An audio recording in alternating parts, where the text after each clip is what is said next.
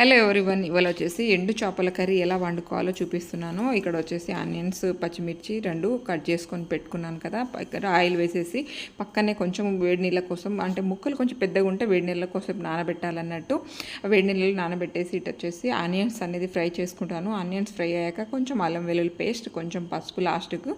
ఆ తర్వాత మనం ముందుగా వేడి నీళ్ళలో నానబెట్టుకున్న ముక్కలు వచ్చేసి దీంట్లో వేసేసుకోవాలి. ఆనియన్స్లలో అవి అట్లా మగ్గే లోపలండి కొంచెం టేస్ట్ ఎక్కువ వస్తుంది. ఆనియన్స్లో అట్లా ఫ్రై చేసుకోవాలి. ఆ తర్వాత ఫ్రై అయ్యాక కొంచెం టమాటాస్ అన్ని వేసుకోవాలన్నట్టు. టమాటా ఫ్రై మగ్గాక కొంచెం పైనుంచి కారం, కొంచెం ఉప్పు, పసుపు ఇవన్నీ వేసుకోవాలి. ఆ తర్వాత అవి కొంచెం మగ్గాక అండి కొంచెం చింతపండు గుజ్జు అనేది వేసుకుంటే టేస్ట్ అయితే చాలా బాగుంటుంది అన్నట్టు. ఫిష్ కర్రీ అంటే కొంచెం చింతపండు గుజ్జు వేసుకోవాలి కదా, చాలా బాగా టేస్ట్ వస్తుంది. ఆ తర్వాత కొంచెం ధనియా పౌడర్, గరం మసాలా అయితే వేసుకున్నాను. లాస్ట్కి అయితే మేమైతే ఓమా వేసుకుంటాం. మీకు నచ్చితే వేసుకోండి, లేదంటే లేదు. ఈ విధంగా అయితే ట్రై చేయండి, చాలా బాగుంటుంది.